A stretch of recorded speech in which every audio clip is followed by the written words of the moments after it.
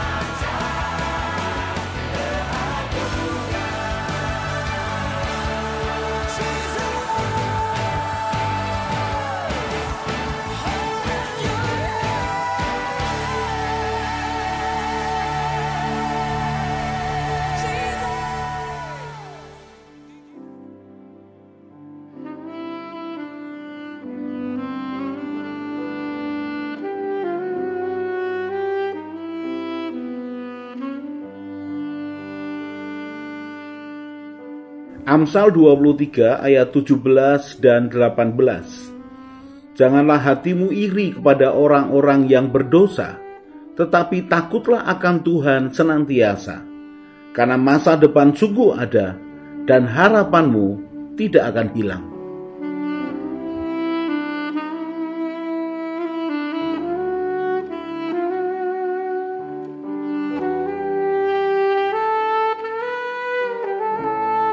Ketika kita pergi ke suatu tempat dan tempat itu adalah tempat yang baru, tempat yang asing buat kita, maka kita ini membutuhkan akan begitu banyak informasi tentang tempat itu.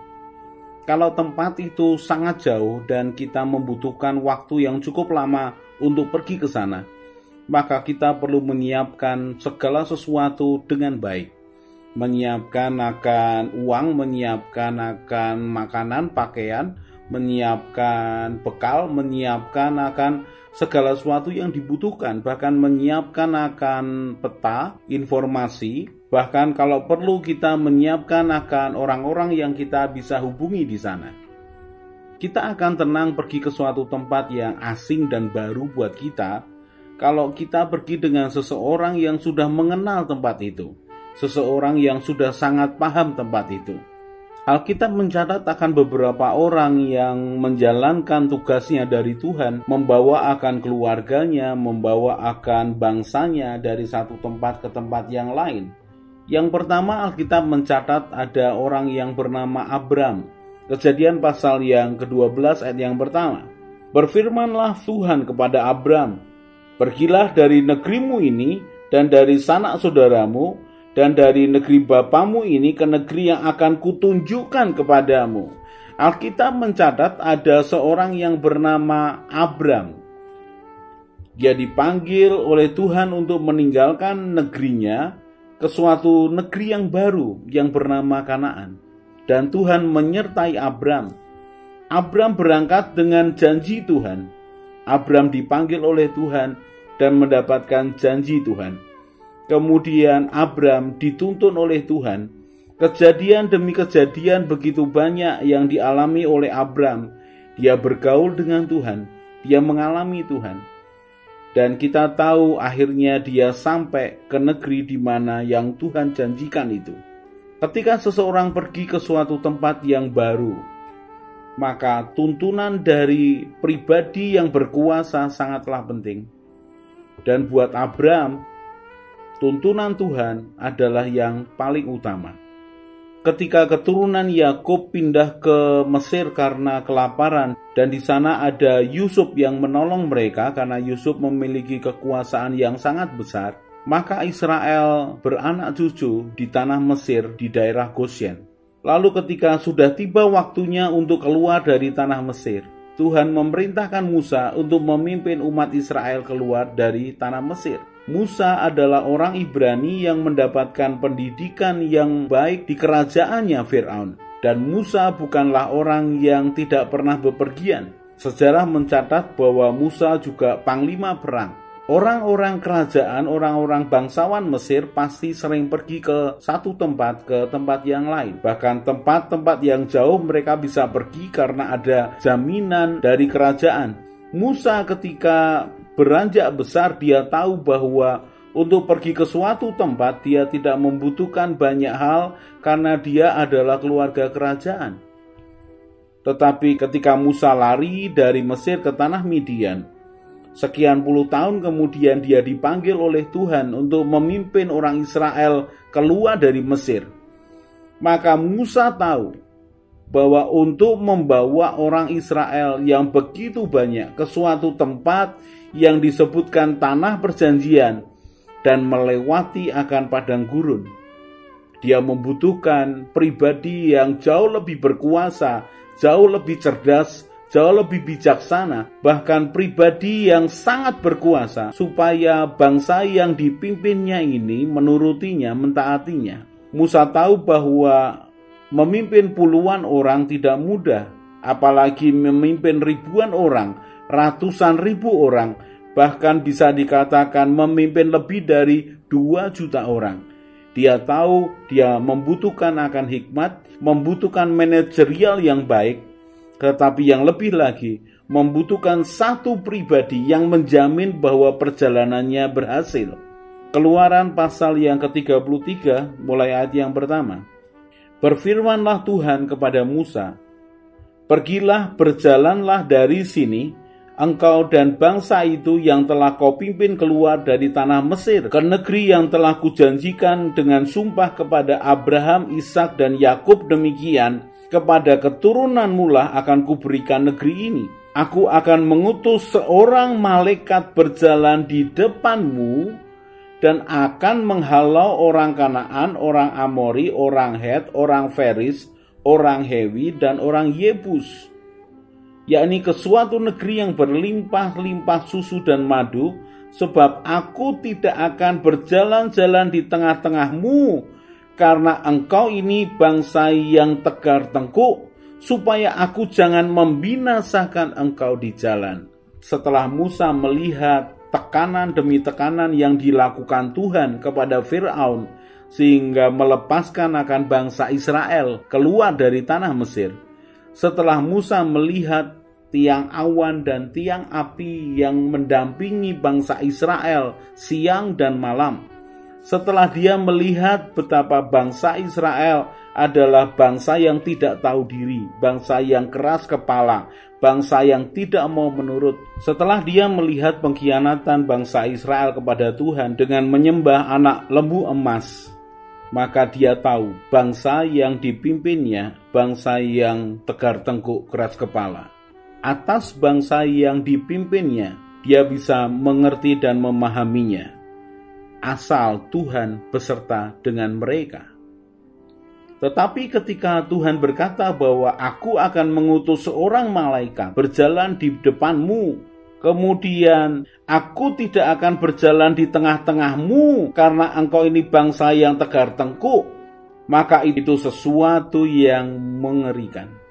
Ayat yang keempat dikatakan, ketika bangsa itu mendengar ancaman yang mengerikan ini, berkabunglah mereka, dan seorang pun tidak ada yang memakai perhiasan. Mereka sedih, mereka ketakutan. Karena di tengah-tengah padang gurun, ketika siang hari mereka dipimpin oleh tiang awan. Ketika mereka harus berjalan malam hari, maka tiang api itu memimpin mereka. Dan sampai dengan hari itu Tuhan menyertai mereka dengan nyata, dengan luar biasa. Sehingga ketika Tuhan mengatakan, aku tidak akan berjalan di tengah-tengah kamu, itu sesuatu yang mengerikan. Siapa yang menjamin? Siapa yang akan menolong? Siapa yang akan melindungi mereka dari semua bangsa-bangsa di sekitarnya yang jahat? Siapa yang bisa menggantikan Tuhan di tengah-tengah bangsa Israel? Ayat yang kelima dikatakan, berfirmanlah Tuhan kepada Musa, katakanlah kepada orang Israel, kamu ini bangsa yang tegar tengkuk. Apa itu bangsa yang tegar tengkuk? Bangsa yang keras kepala, bangsa yang tidak mau menurut. Jika aku berjalan di tengah-tengahmu sesaat pun, tentulah aku akan membinasakan kamu. Oleh sebab itu, tanggalkanlah perhiasanmu, maka aku akan melihat apa yang akan kulakukan kepadamu. Demikianlah orang Israel tidak memakai perhiasan lagi sejak dari Gunung Horeb. Ayat yang ke-11 dikatakan, dan Tuhan berbicara kepada Musa dengan berhadapan muka seperti seorang berbicara kepada temannya. Lalu berkatalah Musa kepada Tuhan, memang engkau berfirman kepadaku, suruhlah bangsa ini berangkat, tetapi engkau tidak memberitahukan kepadaku siapa yang akan kau utus bersama-sama dengan aku. Namun demikian engkau berfirman, aku mengenal namamu dan juga mendapat kasih karunia di hadapanku. Maka sekarang jika aku kiranya mendapat kasih karunia di hadapanmu, beritahukanlah kiranya jalanmu kepadaku, sehingga aku mengenal engkau, supaya aku tetap mendapat kasih karunia di hadapanmu. Ingatlah bahwa bangsa ini umatmu. Musa tahu bahwa kalau Tuhan sudah tidak mau berjalan bersama orang Israel, maka berikutnya dia meminta dia memohon kasih karunia Tuhan. Ketika mendapatkan kasih karunia Tuhan, dia akan mengenal Tuhan. Dengan dia mengenal Tuhan, maka sesungguhnya Musa tahu hati Tuhan, Musa tahu kehendak Tuhan, Musa tahu ke arah mana dia harus berjalan. Ayat yang ke-14. Lalu ia berfirman, aku sendiri hendak membimbing engkau dan memberi ketentraman kepadamu. Hal yang luar biasa. Ketika Tuhan mengatakan, aku sendiri hendak membimbing engkau dan memberikan ketentraman kepadamu. Belas kasihan Tuhan keluar. Sejalan dengan kasih karunia dan kerinduan Musa untuk tetap berjalan bersama Tuhan. Jadi ketika Tuhan mengancam bangsa itu, maka Musa berbicara berhadapan muka dengan Tuhan. Dia menginginkan tetap Tuhan yang menolong dia. Musa tidak bisa memaksa Tuhan. Musa hanya bisa mengatakan, kalau engkau mengatakan aku mendapatkan kasih karunia di hadapanmu, biarlah aku mengenal engkau. Buatlah aku mengenal engkau. Sehingga ketika aku mengenal engkau, maka aku tahu kehendakmu dan aku akan berjalan sesuai dengan rencanamu. Dan ketika Musa mengatakan seperti itu, Tuhan mengatakan, aku sendiri hendak membimbing engkau dan memberikan ketentraman kepadamu. Mari kita mencari Tuhan, mari kita berseru-seru kepada Tuhan, mari kita meminta kasih karunia-Nya supaya kita mengenal Dia. Di tengah-tengah perjalanan dari akhir zaman ini, biarlah kita ini berjalan sesuai dengan kehendak Tuhan, sesuai dengan panggilan dan posisi kita. Biarlah kita mendapatkan kasih karunia Tuhan sehingga kita bisa mengenal Dia. Bahkan kita bisa mendapatkan akan janjinya yang mengatakan, aku sendiri hendak membimbing engkau dan memberikan ketentraman kepadamu. Biar kita lanjutkan perjalanan hidup kita dengan hati yang mengandalkan Tuhan, menginginkan kasih karunia-Nya, mengenal Dia, menerima akan ketentraman perjalanan hidup kita, terus berjalan setiap hari dengan Tuhan bersama-sama dengan kita.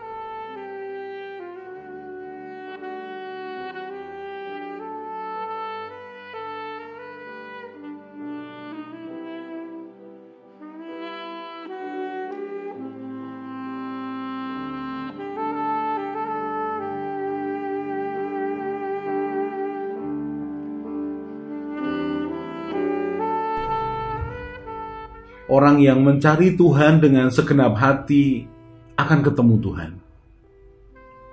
Orang yang percaya dan mengandalkan Tuhan akan seperti pohon yang ditanam di tepi aliran air. Tidak akan menderita melewati masa kering, tetap bertumbuh. Hatinya bersuka cita dan terus berbuah. Karena harapannya kepada Tuhan Yesus yang menyelamatkannya, dan dia akan tertawa tentang masa depan. Ia akan terus berjalan bersama Tuhan. Semakin kuat, semakin semangat. Mari kita berdoa. Tuhan Yesus, berikan kerelaan dan kesetiaan yang sama ketika Engkau melaksanakan tugasmu di dunia. Tuhan Roh Kudus penolongku, ajari aku semakin mengenal Tuhan Yesus dan Bapa Surgawiku, bahwa aku berjalan mengikuti jejak-Mu, Gembalaku yang baik. Berjalan bersama Tuhan senantiasa. Amin. Saya Yosea Kristiono, Gembala Jemaat JK Injil Keselamatan Semarang. Tetap percaya, tetap semangat. God bless.